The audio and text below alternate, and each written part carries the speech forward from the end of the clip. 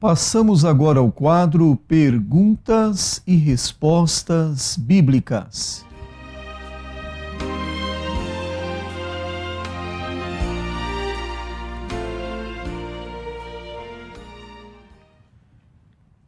Abrindo o quadro Perguntas e Respostas Bíblicas, hoje nós temos aqui duas perguntas do ouvinte Edivaldo. Ele está citando o texto de Apocalipse, capítulo 13.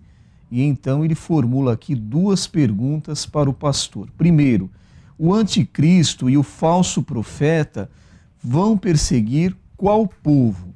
E em segundo lugar, ele pergunta, a igreja vai enfrentar a grande tribulação, pastor?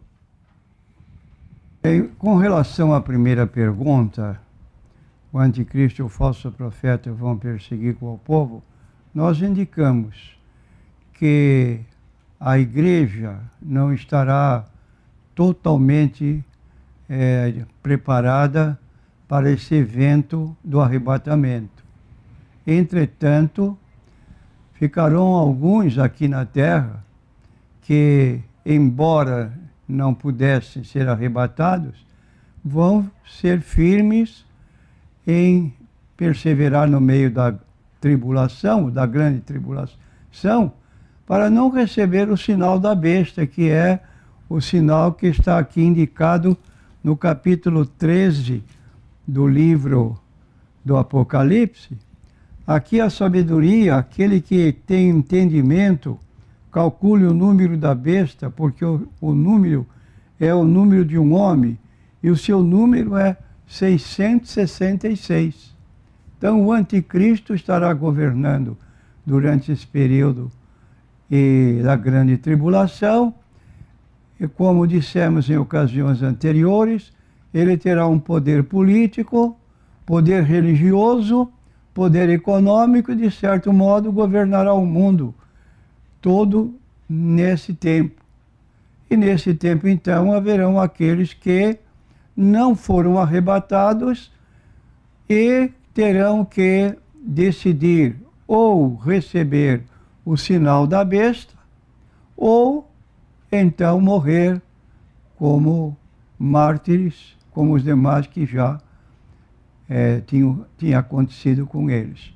E nós encontramos como prova dessa nossa afirmação, no capítulo 6, versículo 9 e 10, ainda do livro do Apocalipse, que declara o seguinte: e havendo aberto o quinto selo, vi debaixo do altar as almas dos que foram mortos por amor da palavra de Deus e por amor do testemunho que deram, e clamavam com grande voz, dizendo, até quando, ó verdadeiro e santo dominador, não julgas e vingas o nosso sangue dos que habitam sobre a terra? Foram dadas a cada um compridas vestes brancas, e foi-lhes dito que repousasse ainda um pouco de tempo, até que também se completasse o número de seus conservos e seus irmãos que haviam de ser mortos como eles foram.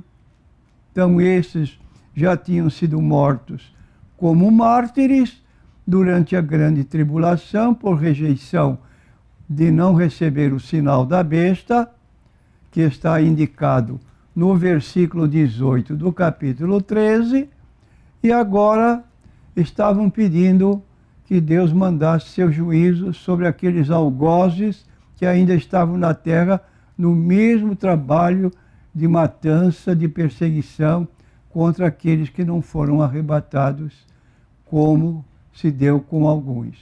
Bem-aventurado e santo aquele que tem parte na primeira ressurreição.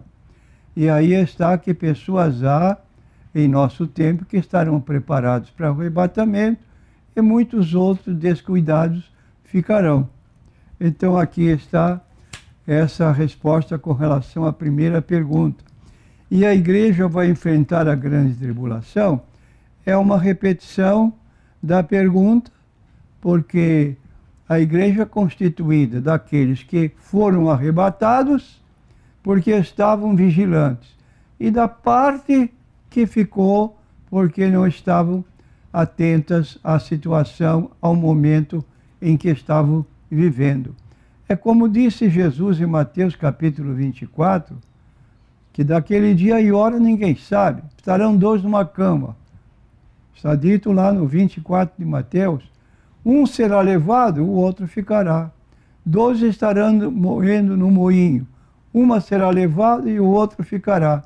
Mostrando assim, talvez, casal, mulher, marido e mulher, que um está pronto, o outro não está. O que estiver pronto sobe, o que não tiver fica para receber aí a ira da besta ou do falso profeta, que também estarão agindo com o título de o anticristo, querendo pôr um sinal nas suas testas, na sua mão direita, para que ninguém possa comprar ou vender sem esse sinal característico da autoridade desse elemento nocivo que trabalha para o diabo. Seguindo agora aqui o nosso roteiro, a próxima pergunta é do ouvinte Gilmar. Gilmar se identifica aqui como sendo da Assembleia de Deus. Ele diz assim: sou de família católica e me converti para o Senhor Jesus, onde congrego na Assembleia de Deus. Desejo evangelizar meus irmãos de sangue e quero saber versículos que abordam a posição de Maria, chamada Nossa Senhora, prestando cultos a ela. Dessa forma, quero estar evangelizando minha família. Bom, quero dizer que a atitude do nosso irmão é uma atitude nobre e, além disso, é bíblica, porque encontramos em Atos 16 o carcereiro de Filipos tomando conhecimento de um terremoto que havia ocorrido na prisão onde ele era o titular, e ele, assustado, pegou a espada para se matar, porque ele seria justiçado em seguida se algum preso fugisse. Foi quando Paulo, muito atento à situação, disse em alta voz para aquele homem: crê no Senhor Jesus Cristo e serás salvo tu e a tua casa. Então a família deve ser objeto de atenção daquela pessoa que recebe a Cristo como Salvador.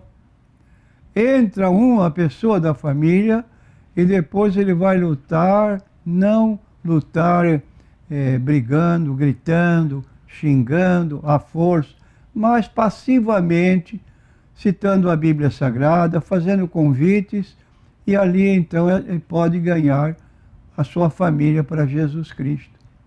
Como diz o texto, eu e a minha casa serviremos ao Senhor. De modo que essa atitude de pensar em ganhar a sua família tem base bíblica, e nós queremos então apresentar aqui algumas considerações, porque em se tratando de uma pessoa que precise conhecer a Bíblia Sagrada dentro da condição que a Bíblia quer, ele precisa estar informado da Bíblia Sagrada. Mas, pastor, como fazer para citar textos bíblicos que possam orientar o consulente com relação a seus irmãos sobre a mãe de Jesus, que é tida como advogada, medianeira e intercessora junto a Deus em favor dos católicos que lhe rogam ajuda? Apontamos em resposta que a Bíblia Católica, em certa parte, é igual a nós. Por exemplo, no Novo Testamento, as duas Bíblias são iguais no número de livros. São 27 livros no Antigo Testamento. A divergência que há entre a nossa Bíblia e a Bíblia Católica é que a Bíblia Católica, no Antigo Testamento, tem mais 7 livros. Se a nossa Bíblia tem 66 livros, é só somar mais 7, dá 73 livros. Então, esses 7 livros a mais estão no Antigo Testamento, enquanto que o Novo Testamento é igual. Ora, se é igual, o que consta da Bíblia Católica no Novo Testamento consta da nossa. E aí o que nós vamos dizer com relação a essa atitude de Maria gozar um privilégio? Porque Maria, quando foi informada que seria mãe do Salvador Jesus, ela ficou muito contente. E ela diz: eis aqui a serva do Senhor. Ela se autodenominou de serva, mas hoje ela é considerada senhora. Nossa Senhora do Monte Serrat, Nossa Senhora Aparecida, é a mesma Maria, só com o nome do lugar onde uma imagem dela é encontrada. Não são várias Marias. Cada nome de lugar, Senhora da Aparecida, Senhora de Lourdes, e no mundo inteiro existem muitas Marias. E o que se observa aqui no Brasil é que há mais igrejas católicas dedicadas a Maria do que dedicadas ao Senhor Jesus Cristo. Poucas são as indicadas igrejas com o título de Jesus Cristo. São sempre dedicadas a Maria. E há colocação, ensinos relativos a Maria, que não tem conotação com a Bíblia Sagrada. É o que nós citamos aqui, para não ser muito alongados, que ela desfruta de condições apontadas pela igreja como advogada, como medianeira, como intercessora. E esses títulos não são indicados para Maria, com todo respeito, porque nós estamos com a Bíblia na mão para poder mostrar. Então, por exemplo, o primeiro título, Maria é chamada advogada.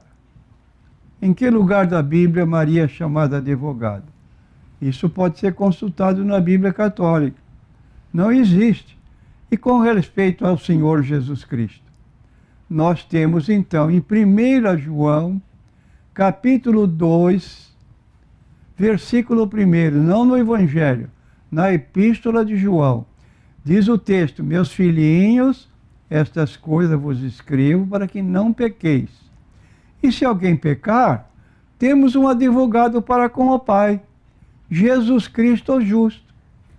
Então nós, crentes em Jesus, recorremos a Jesus nessa ocasião, é o nosso advogado.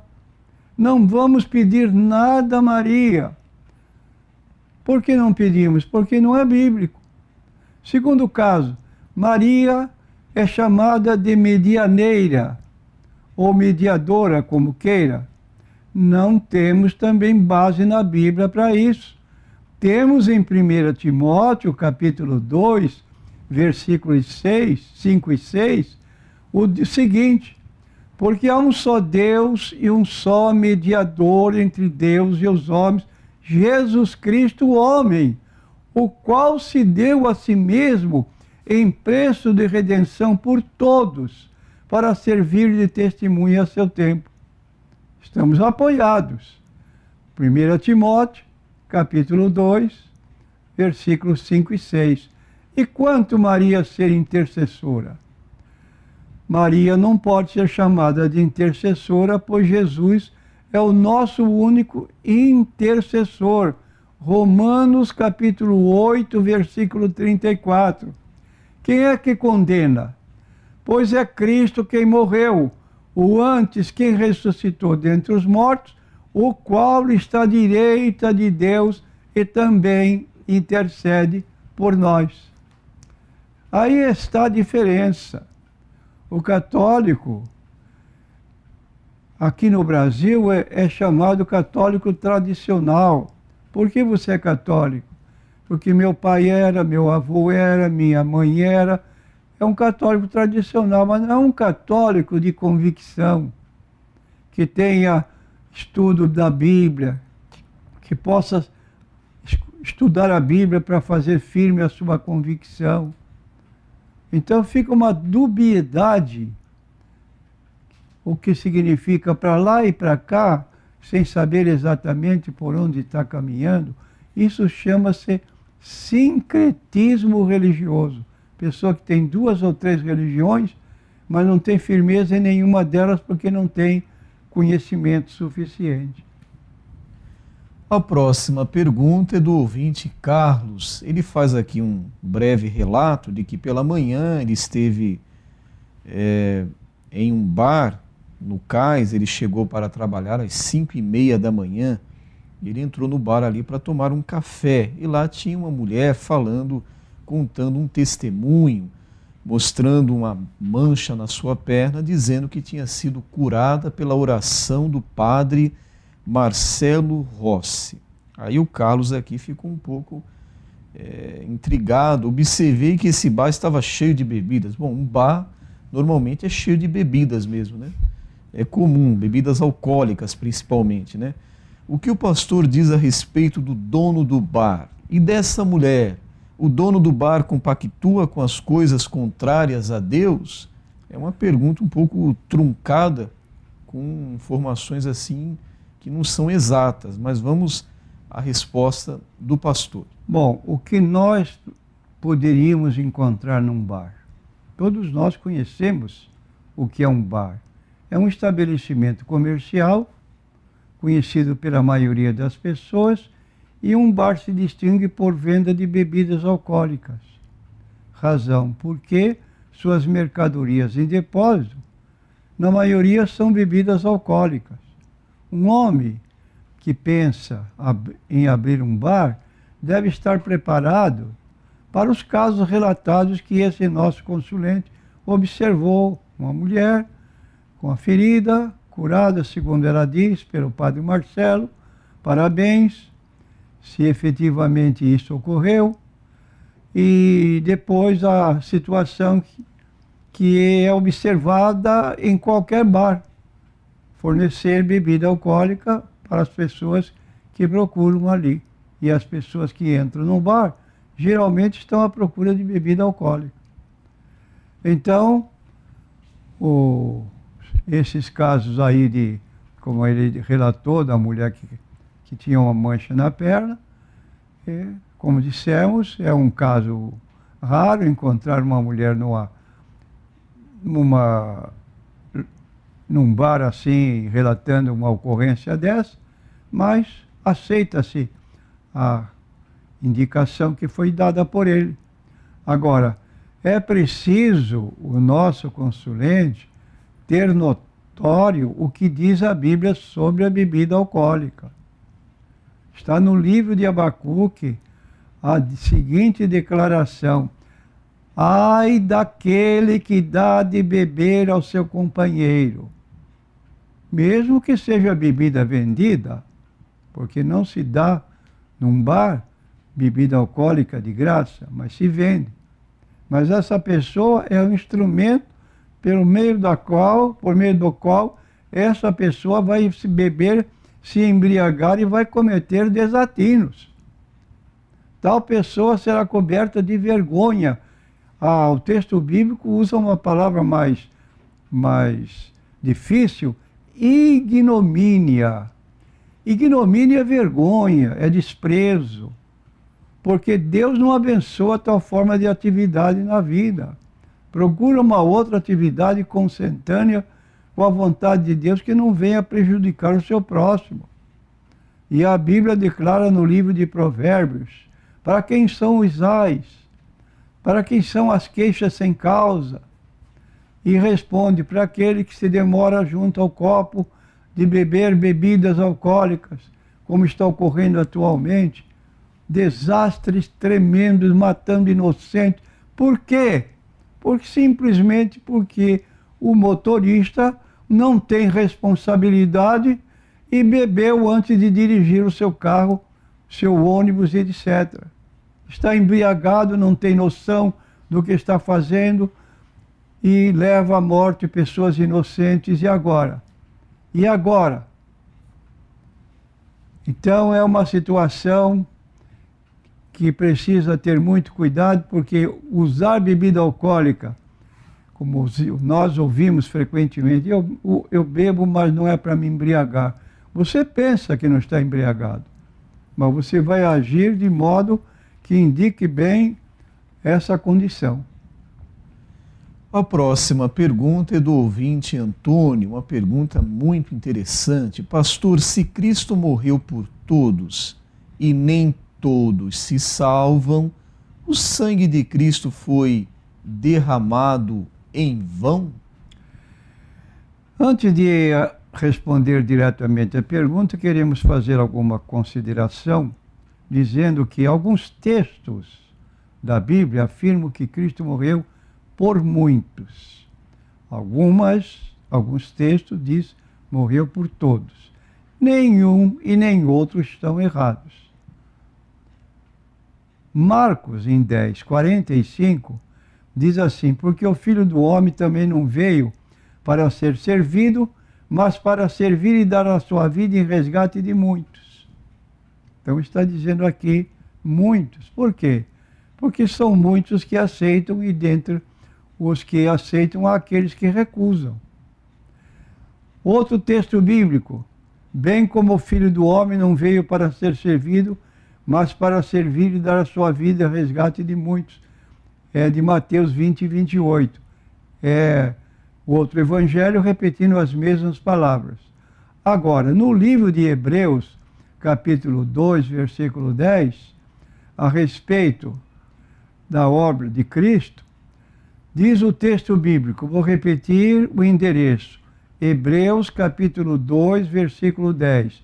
Porque convinha que aquele para quem são todas as coisas, e mediante quem tudo existe, trazendo muitos filhos à glória, consagrasse pelas aflições o príncipe da salvação deles. Quem é este que assim agiu, trazendo muitos filhos à glória, consagrasse pelas aflições o príncipe da salvação deles? Foi o Senhor Jesus Cristo, que veio a este mundo para tomar o nosso lugar e dar a sua vida em nosso lugar para que pudéssemos ser salvos. 1 Coríntios 11:25, um texto muito lido quando celebramos a ceia do Senhor. Diz assim: semelhantemente também, depois de cear, tomou o cálice dizendo: este cálice é a nova aliança no meu sangue, fazei isto todas as vezes que beberdes em memória de mim.